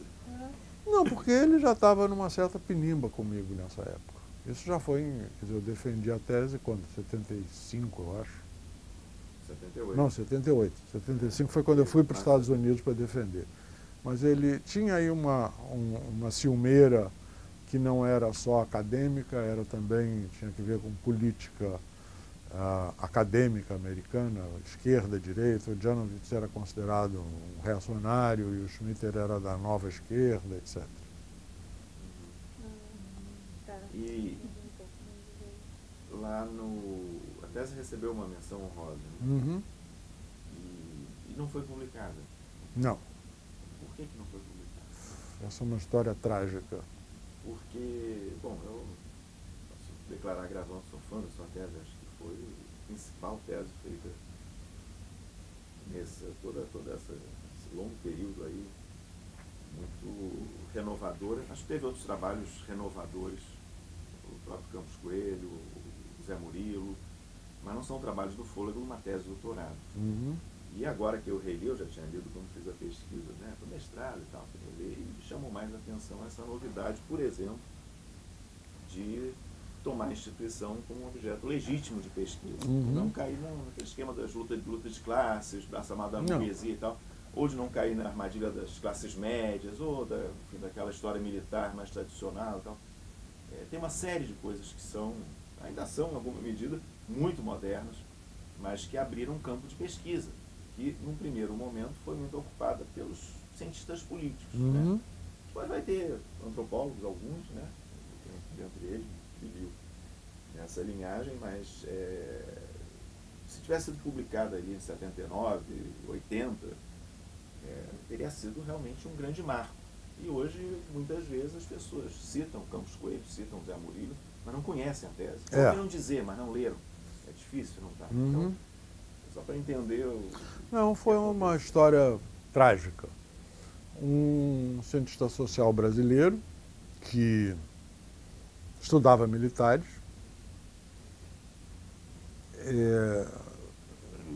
armou um acampamento quando eu cheguei aqui para publicar a tese por uma editora, não sei o quê, de um amigo dele, e ele se propôs a traduzir a tese. Só que ele era um sociólogo que também tinha interesse em estudar militares. E ele era um péssimo tradutor. Então ele foi traduzir, mas na realidade ele não traduzia, ele interpretava o que eu dizia. E aí esse negócio foi gerando uma série de mini conflitos que culminaram com um negócio que aí já tinha passado 2 ou 3 anos, a tese já estava ultrapassada, mas se algum dia vocês quiserem publicar, está disponível. Não, vou botar disponível. Assim, passando 2, 3 anos, você não achou que podia ser publicado? Eu não sou dado a essas coisas, não. Honestamente, essa política, essa parte da política acadêmica de ir atrás, ver, negociar com o editor, nunca fui atrás. Se alguém for, eu prometo que eu não faço objeção. Mas se é que ainda tem algum cabimento. A recepção aqui no Brasil, quando você defende a tese, você tem esse grupo, o Campos Coelho já tinha publicado, né, o livro dele. O Zé Murilo tinha publicado já o primeiro grande artigo sobre o poder desestabilizador, né, as Forças Armadas da Primeira República. Depois ele vai fazer, em 80, o outro sobre a era do primeiro governo Vargas. E, enfim, eu não me lembro mais quem, Eurico, talvez, tinha já feito alguma coisa. Já tinha feito a tese de mestrado dele. Eurico acho que ele tinha feito a tese de mestrado. Foi ele o cara da tradução. A gente não podia perguntar. Não, tudo bem. Mas assim, como é que foi recebida nesse pequeno grupo? Eliezer ainda não tinha. Não, Eliezer era menino nessa época. Mas esse grupo que estudava militares, e que você defendeu uma tese de doutorado, eles não tinham defendido doutorado. Uhum. Quer dizer, Zé Murilo era outro assunto, né? Muito boa a tese, mas enfim. O trabalho sobre militares foi uma coisa, vamos dizer, secundária em relação a essa linhagem, não que não tenha sido muito importante. Chegou a ser discutido, você deu seminário, palestra, conversou ou não? Não tinha muito seminário nessa época. Tinha conversas. A única pessoa que explicitamente me disse que não gostou da tese foi o Zé Murilo. Por quê? Não sei. Não me disse. Eu não gosto da sua tese, acho que não tem originalidade nenhuma e tal coisa. Isso na época? Na época. Fora disso, não. Em suma, ela estava disponível aí, tinha na biblioteca do IUPERJ, tinha em várias bibliotecas, e depois desse affair longo com o Eurico Lima Figueiredo, acabou, e eu achei que tinha passado o tempo, a vida mudou, eu ia fazer outras coisas. Mas depois, alguns anos depois, você publicou sobre indústria... Aí eu comecei a... eu trabalhei, pois é, vários artigos que me pediram eu fiz, escrevi várias coisas sobre a indústria bélica nascente nos Estados Unidos, inclusive um artigo sobre o papel dos adidos militares, como ele muda quando você é um país consumidor de armas ou quando você pretende ser um país produtor de armas, etc. Mas isso foi mais a pedido, foram artigos escritos a pedido as pessoas que me colegas. conheciam e me convidavam para seminários, tal coisa, então tem várias coisas que eu fiz nessa direção. Alexandre, pode ser uma pergunta de interesse muito pessoal, mas esse pequeno grupo, o Zé Murilo, mesmo tanto que não gostou da sua tese, mas você, o Campos Coelho, essas pessoas basicamente, olhando retrospectivamente, tiveram a originalidade de serem cientistas sociais fazendo algo diferente do que, vamos dizer, a tradição marxista tradicional fazia, de já ter as respostas de saída, ou do que a coisa da classe média, ou não sei o que tal. Vocês estavam tomando a instituição militar, primeiro, como um objeto legítimo de estudo. Então, precisa estudá-los, né? E segundo, fazendo dialogar com a tradição das ciências sociais mais geral, né? De alguma maneira vocês tinham alguma, vamos dizer, identidade não de uma escola, não se trata disso, mas de alguma preocupação comum, diferente de outras pessoas que podiam ver com estranheza esse tipo de trabalho, ou não? Ou isso não. Não havia essa comunidade intelectual? Não, por exemplo, quer dizer, nessa época eu trabalhei um tempo na Fundação, trabalhei um tempo no IUPERJ, me dava muito com... Na Fundação NEBAP. NEBAP. Mas isso foi antes de ir para os Estados Unidos. Mas para o IUPERJ, quando você foi para o IUPERJ... Quando eu voltei para o IUPERJ, tudo bem, o Zé Murilo me disse que não gostava. Mas ele já estava lá no IUPERJ. Já estava lá no O IUPERJ. Campos Coelho também. Com o Edmundo... Que ano foi para o IUPERJ? 78 foi quando eu cheguei, eu acho. Eu fiquei lá de 78 a 85, se não me engano. 89? Você não por aí. ficou um pouquinho depois do doutorado, com pós-doutorado lá em Chicago, não? Fiquei um ano. Rockefeller Foundation? Fiquei um ano com essa pesquisa sobre perspectiva de conflito internacional. Isso que te levou aí direto lá para... que você contou o episódio. Da Bolívia. Da Bolívia. Eu viajei pelos... Mas foi uma pesquisa que eu mesmo fiquei amedrontado com o resultado dela. Então, o IUPERJ 79 e 85, a data que a gente tem. Como é que era o IUPERJ nessa época? Ele tinha 10 anos de existência, mais ou menos, né? Bom, a primeira coisa é que eu sempre fui um outsider no IUPERJ. Aliás, eu acho que eu sempre fui um outsider em todo lugar. Eu não era de curriola, eu não era... eu me dava muito no IUPERJ com o Simão e com o Vanderlei nessa época. Tinha outras pessoas lá que não gostavam de mim. E eu cometi um grande crime. Eu comecei a ganhar dinheiro fazendo consultoria. E aí eu fui expulso do IUPERJ. Expulso como? Expulso mesmo? Expulso, demitido, expulso, esquartejado, os pedaços pendurados entre a Vila Rica e o Rio de Janeiro para que ninguém mais tivesse a tentação de libertar Portugal dos Estados Unidos. Mais ou menos feito Tiradentes. Fui expulso mesmo. Por causa das consultorias? Por causa das consultorias. Mas outras pessoas não faziam? Pois é, mas aí foi o que o Elgio Trindade me disse quando ele me entrevistou. Ele disse assim, puxa vida, você foi punido por um negócio que você foi pioneiro. Quer dizer, a versão para que isso tenha virado uma coisa maldita varia. Cada pessoa que você for conversar vai ter uma versão ligeiramente diferente. Mas em suma, o IUPERJ rompeu comigo, fizeram uma reunião lá e exigiram que eu mostrasse um trabalho de consultoria que eu tinha feito para um banco, que era um estudo da elite que ia assumir o governo no governo do Tancredo Neves. Eles me contrataram, então eu estudei todo o pessoal que apoiava o Tancredo, fiz uma mini biografia de cada um e fiz uma interpretação, e eles me deram um mês de vantagem. Quer dizer, eles exigiram, esse banco exigiu um mês de vantagem. Ele disse o seguinte: nós queremos exclusividade sobre o seu trabalho durante o primeiro mês. Depois você pode vender. Aí eu eu deixei o que um grande amigo meu chama de um revólver fumegante.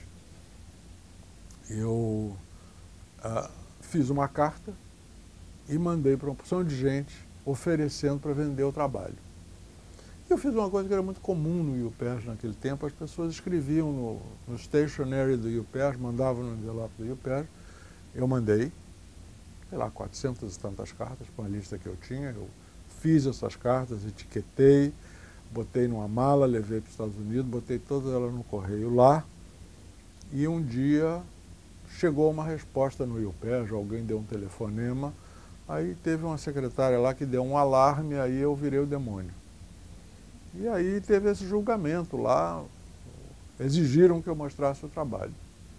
Eu escrevi uma carta para os membros do corpo docente, e na reunião, com todo o cerimonial de um tribunal de inquisição, me disseram: bom, agora nós vamos passar para a segunda parte. O César Guimarães queria dispensar os bois. Digo: César, que bobagem é essa de dispensar os bois porque vocês vão fazer uma reunião a meu respeito?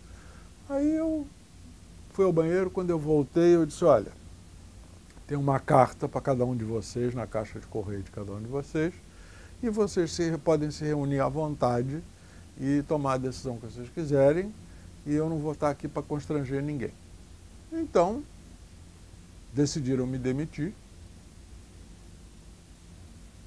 Ia ser uma demissão sem justa causa. Eu cumpri a legislação trabalhista. Fui trabalhar.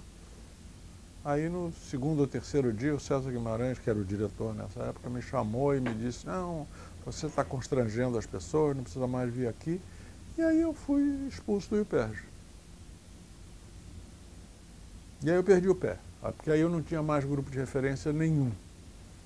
Aí eu virei mesmo, foi consultor, e com muito sucesso. Não pensou em outra alternativa mais acadêmica, de fazer um concurso para alguma universidade? Eu nunca fui dado ao concurso. Quer dizer, além do mais, naquela época o concurso não era a coisa que é hoje, né?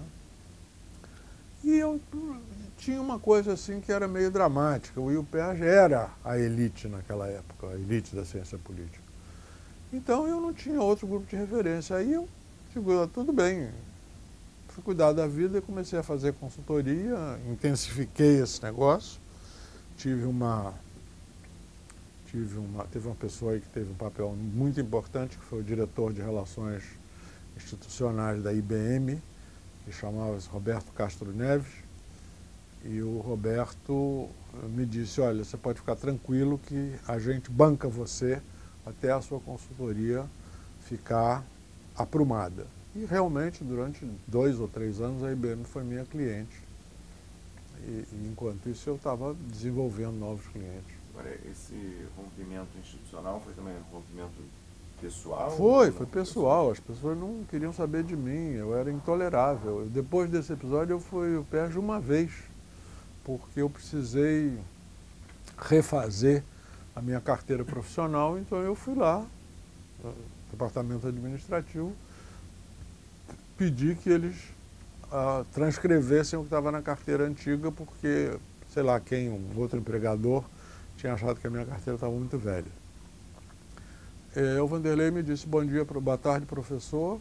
No dia que eu fui buscar isso, e nunca mais. Lá no UPERJ você dava aulas também? Além de fazer Dava aula e fazia pesquisa. E eu era um cara muito ativo, quer dizer, eu viajava muito, eu tinha muito convite para congresso, quer dizer, aí tem todos os papers que eu apresentei.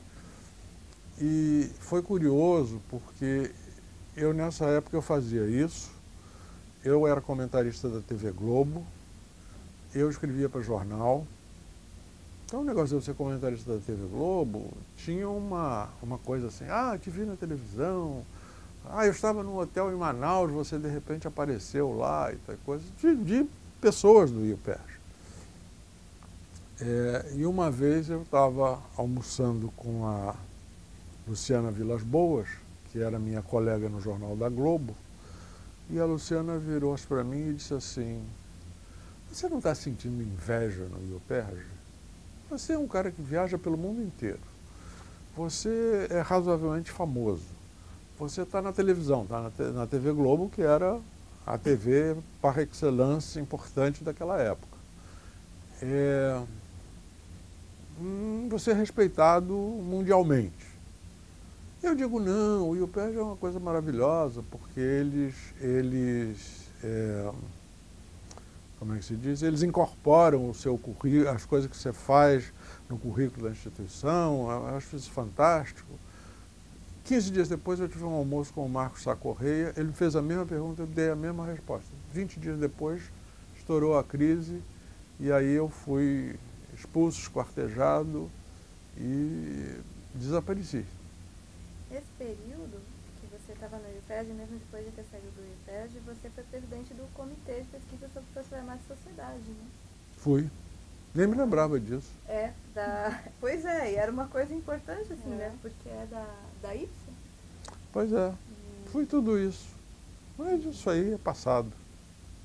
Pois é, mas é porque era uma atividade de pesquisa muito importante no momento que você foi demitido.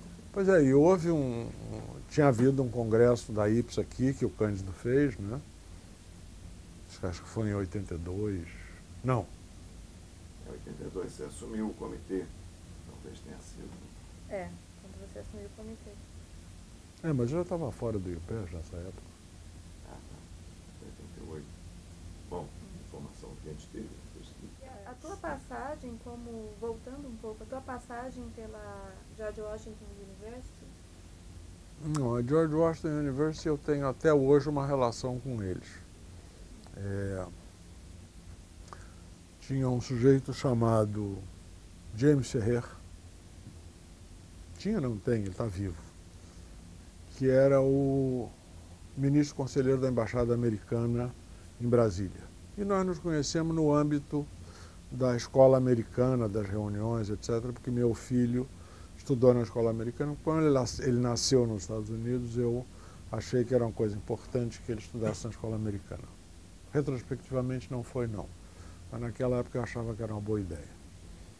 E eu conheci o Ferrer, que estava prestes a ser promovido para embaixador e não foi. Ofereceram a ele um ministro conselheiro na Argentina. Aí ele pediu aposentadoria do Departamento de Estado e ficou meio solto por um tempo. E depois ele criou um Instituto de Estudos Brasileiros na George Washington. Vocês já ouviram falar, alguém já falou de Gilberto Paim aqui? Bom, Gilberto Paim era um velho comunista, de uma família comunista. Antônio Paim, Gilberto Paim, tinha uma irmã. Até quando a Maria Lúcia fez pesquisa, eu estava ajudando ela, a gente descobriu lá o processo deles. E o Gilberto depois virou um liberal e trabalhava com o Roberto Campos. Aí um dia o Gilberto me procurou, eu tinha conhecido ele através do Vanderlei, nós fomos amigos até ele morrer esse ano. Ele morreu em agosto, por aí. Estava até lá, tinha chegado em Washington para dar aula lá. E ele disse que o Roberto Campos tinha convencido o Sérgio Andrade, que era o herdeiro, hoje em dia o presidente, da Andrade Gutierrez, para dar um dinheiro para criar um programa para educar funcionários públicos de carreira brasileiros, gente que estava com perspectiva de subir em economia liberal. Eu, nessa época, já era claramente um liberal, já tinha rompido com a esquerda e tudo. Quer dizer, eu sempre fui um liberal. O problema é que, durante muito tempo, eu ainda tive essa sereia, esse canto da sereia da esquerda, porque era moda. E então o Gilberto me disse que eles estavam procurando uma universidade nos Estados Unidos para mandar turmas de 25 pessoas a cada semestre para fazer um curso específico para isso. E me contrataram profissionalmente, inclusive Chicago, o departamento de economia, mas o então chefe, que era o Zé Alexandre Schenkman, não quis saber disso. Eu acho que era uma coisa que estava muito...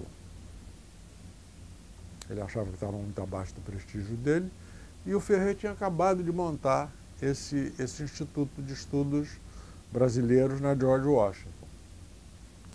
E eu fui lá e descobri que era um lugar muito bom para fazer esse programa, porque não era só um programa acadêmico. Chicago é um lugar para você ir fazer uma tese que você fica trancado na biblioteca. Tinha muita visita, você tem muita oportunidade de visita a organizações internacionais, empresas de lobby, agências governamentais, etc., em Washington. E nós resolvemos, então, colocar o programa Minerva na George Washington University. Então eu fui o sujeito que deu o conselho ao Gilberto Paim para que o dinheiro do Sérgio Andrade o intelecto do Roberto Campos criassem esse programa na George Washington, e eu dou aula lá desde então. Isso foi em 93 ou 94, vai fazer 20 anos. Então todo ano eu vou lá em janeiro, em junho, em agosto, e dou as 2 primeiras aulas do programa Minerva, que é um programa que o objetivo era ter 25 estudantes, mas nem sempre tinha dinheiro. Enquanto o campus era vivo, o campus tinha autonomia e presença para ligar para o Gerdau e dizer assim: Gerdau, cadê aquelas 2 bolsas que você prometeu? Quando o campus morreu, foi um grande baque, e morreram outros empresários. O Rolim Amaro era um grande financiador, e hoje em dia o programa sobrevive, tem entre 10 e 12, às vezes 14, dependendo do dinheiro que o Jim consegue mobilizar, alunos, e é esse programa semestral. Eles vão para lá, para Washington, e ficam de janeiro a maio ou de agosto a novembro. Antes ainda de voltar para o Brasil de vez, você passou um tempo na Universidade da Flórida ou não? Semestre? Passei. Eu dei aula. Antes disso, eu dei aula na American University e na Universidade de Georgetown, como uma coisa que não tinha esse nome, mas as pessoas apelidaram de Simão Bolívar Professorship, porque era um negócio financiado pela OEA. Então eu fiquei um semestre morando em Washington, eu, a Maria Lúcia e o nosso filho pequeno, e depois o Glaucio Soares ia passar um semestre fora, e me perguntaram, ele indicou meu nome, e a Universidade da Flórida perguntou se eu teria interesse em passar um semestre lá substituindo, que seria de janeiro a junho de 78, não sei, por aí, não me lembro das datas. E eu fiquei lá um semestre, depois voltamos para o Brasil, e aí foi a ocasião que eu fui para o IPER. E você, a gente comentou aqui que você deu um seminário sobre relações civis e militares. Uhum. Foi esse da Georgetown? Ou foi na... Não, ou foi na não, George Washington? foi na American Foi na American. e depois na Flórida. Seminários foram sobre relações civis e militares. Seminário acadêmico, quer dizer, era um curso do currículo. Na Georgetown não, eu dei um curso dividi um curso com outro cara lá, sobre política latino-americana, uma coisa assim. Uhum. A sua tese, ela teve alguma leitura, repercussão, alguma coisa na ESG, ou não? Ou você nunca soube? Não sei, nunca soube. Chegou a mandar para lá? Não, para lá não. Eu dei uma cópia para o general Bina Machado. Que já não estava mais no comando? Não, já estava reformado e tal coisa. Ele se reformou, inclusive, enquanto estava lá. Tá.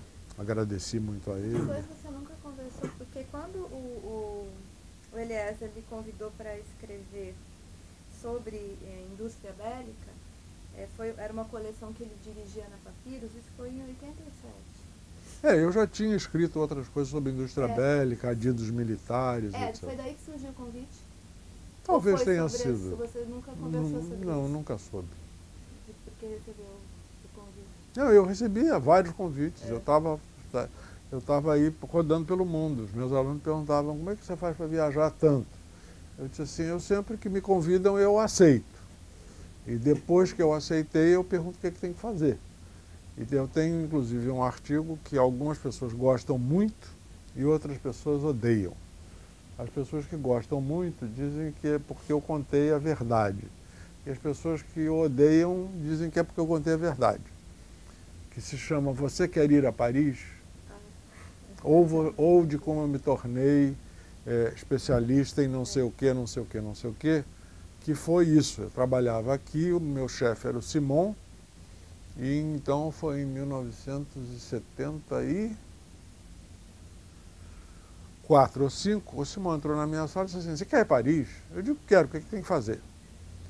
Ele disse, tem que fazer um paper sobre tomada de decisão de políticas governamentais, com suporte acadêmico e tal coisa.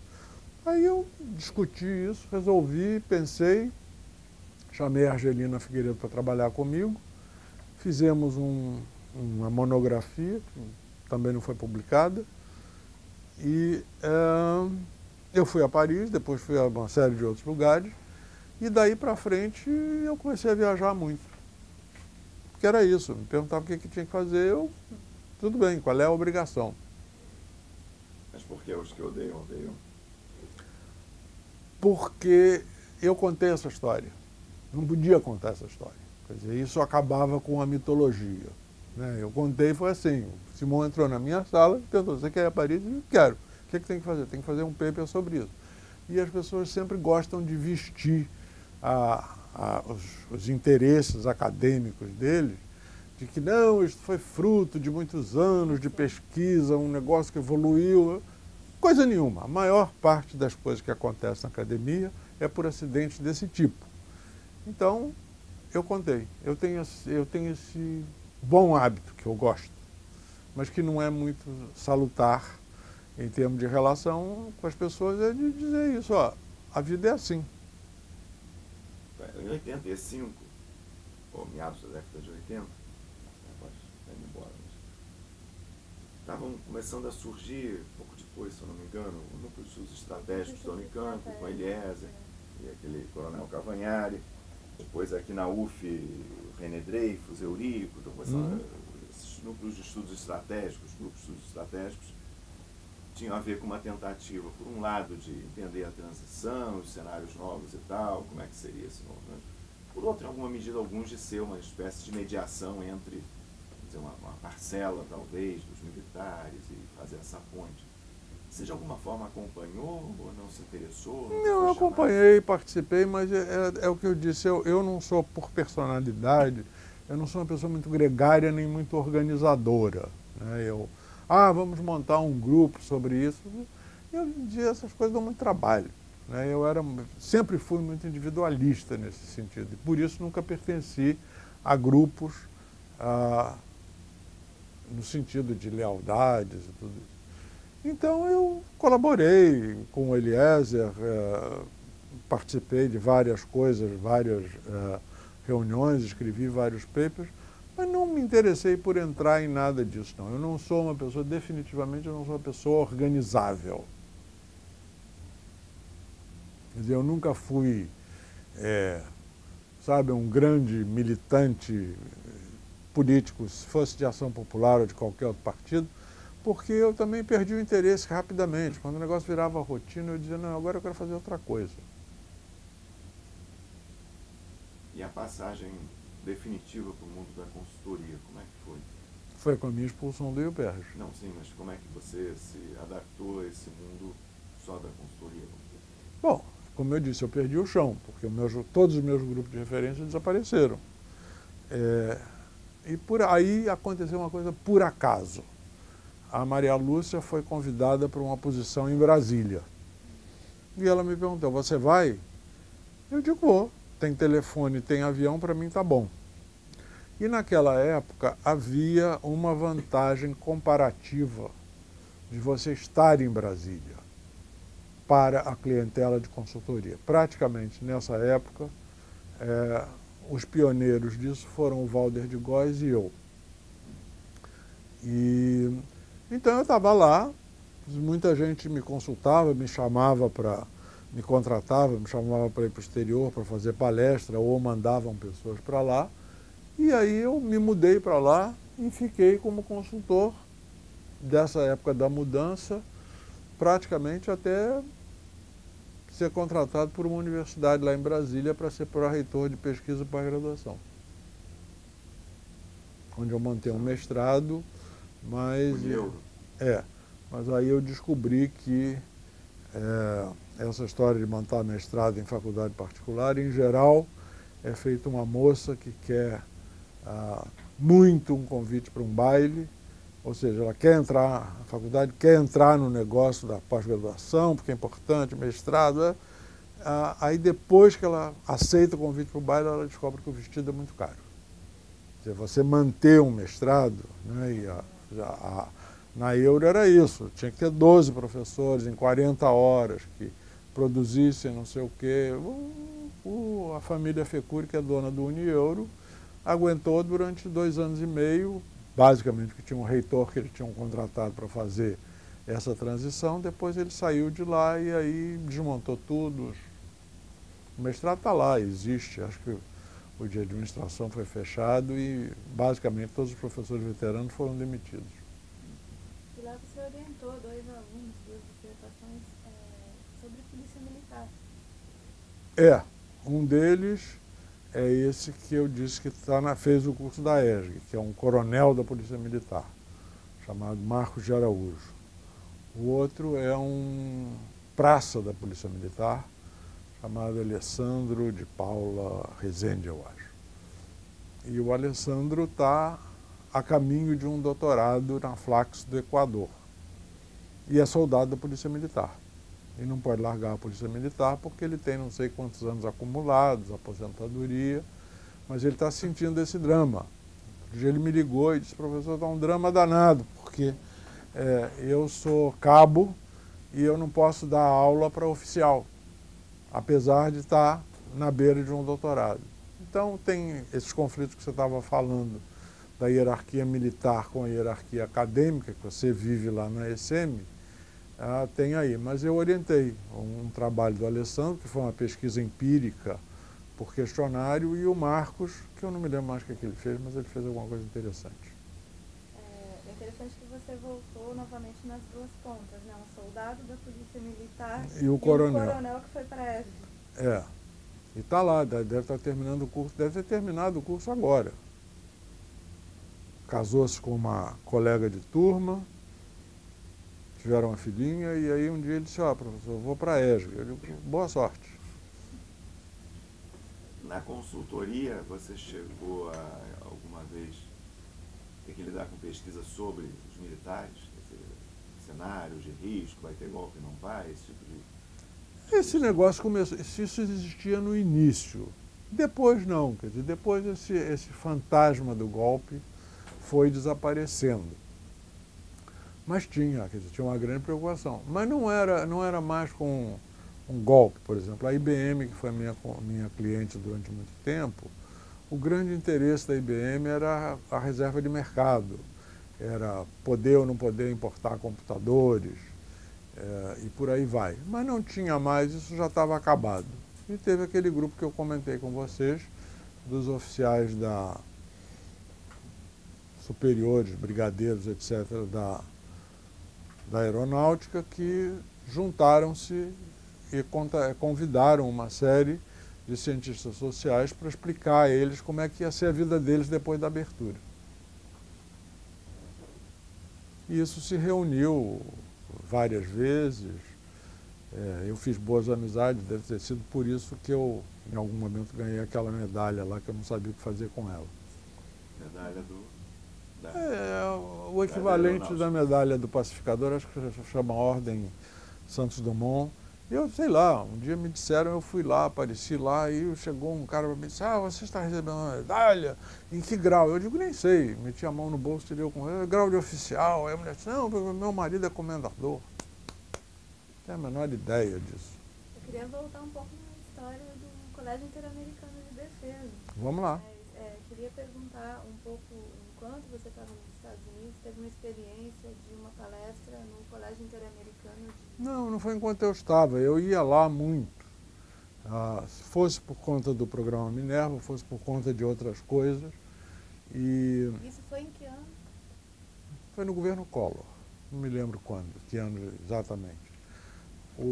Eu encontrei socialmente na casa de uns amigos com um sujeito que me reconheceu, tinha sido meu colega no ginásio, e era um oficial da Marinha, um capitão de mar e guerra, que soube o que eu fazia, ficou muito impressionado e me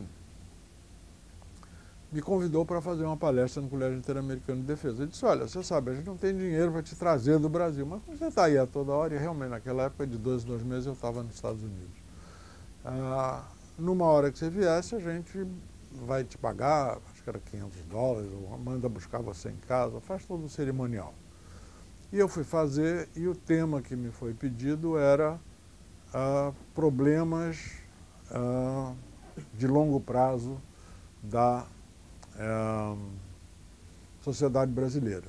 E eu escolhi falar de 2 temas que os militares ficam em pânico, que é racismo e secessão. Hoje eu acho que a secessão é menos provável, mas não está eliminada não. A minha visão de risco não está eliminada. E aí eu falei sobre isso e falei que o Brasil era um país racista. E aí um oficial da aeronáutica ficou enfurecidíssimo comigo. Quando terminou a minha palestra, ele botou o dedo na minha cara e disse assim, com pessoas como o senhor, o Brasil não precisa de inimigos externos. Depois eu soube que era porque cada oficial tinha que fazer uma palestra quando chegava no Colégio Interamericano sobre um tema do seu país. Ele tinha feito exatamente a palestra dizendo que o Brasil não tinha racismo nenhum, que o Brasil era uma sociedade completamente democrática, racialmente. Vide o caso naquela época que estava em evidência da Xuxa e do Pelé. Bom, aí acabou isso, teve um tititi lá em Washington, acabou. 3 anos depois, o meu amigo da Marinha me liga e vai me visitar em casa, uma reunião que eu fiz lá em casa, e ele me disse que ele levou 2 caronas para ser promovido a almirante, que houve uma comissão de um inquérito policial militar, ou lá o nome que tenha, na Marinha, por conta de denúncia de oficiais do Exército da Aeronáutica, que ele tinha convidado um subversivo para fazer uma palestra no Colégio Interamericano de Defesa. Ele foi governo Collor. A palestra foi o governo Collor. Esse episódio de eu tê-lo reencontrado com ele servindo em Brasília, acho que foi 3 anos depois. Eu fiquei absolutamente passado, né, porque eu não imaginava que a coisa que eu dissesse pudesse ter uma consequência desse tipo na carreira de uma pessoa que era basicamente minha amiga. E aí aconteceu esse negócio, e quando eu fui convidado quer dizer, quando me comunicaram que eu tinha sido selecionado para receber essa medalha do mérito aeronáutico, o sujeito que me mandou a carta para dizer onde é que eu queria receber, como é que ia organizar lá o cerimonial, era esse coronel da Força Aérea lá do Colégio Interamericano de Defesa, que já era brigadeiro, era chefe de gabinete do ministro, ou do comandante da defesa, não me lembro nessa época que era mais. E falou comigo, disse, não, professor, tudo bem, e na hora de espetar a medalha foi ele que espetou. Só faltou bater continência para mim, que também não estava prevista no cerimonial. Então, é isso. São aventuras, desventuras e estripulias. Muito Muito bem, Alexandre. Tem uma pergunta, antes que na voz acabe, que a gente sempre faz para todos os entrevistados, mais uma curiosidade intelectual. Se você tivesse que destacar um livro na sua formação de cientista social, as coisas que você leu, um livro que você acha que foi decisivo, mais importante, alguma leitura que você tenha? Soldado Profissional, do Morris Janovitz. Que foi um negócio assim que norteou a minha tese de doutorado, muitos anos posteriores. Foi o livro que mais me chamou a atenção. Que também era um livro pioneiro nos Estados Unidos. Né? Ninguém tinha feito nada sobre os militares. Tinha as coisas. O Huntington tinha feito, Soldado do Estado, mas o negócio do Huntington era muito relação dos militares com o poder. O do Janovitz não, era pé no chão. Quer dizer, como é que é o militar profissional? O que ele pensa, por que ele pensa assim, etc. Então, foi um livro que teve uma influência muito grande na minha formação. Ok. Bom, muito obrigado. Foi um grande prazer, obrigado pelo convite. Pela entrevista e, em particular, para nós temos esse tema de interesse também. Tudo bem. Militares. Se vocês de alguma maneira conhecerem alguém que queira publicar minha tese, traduzir, pode fazer.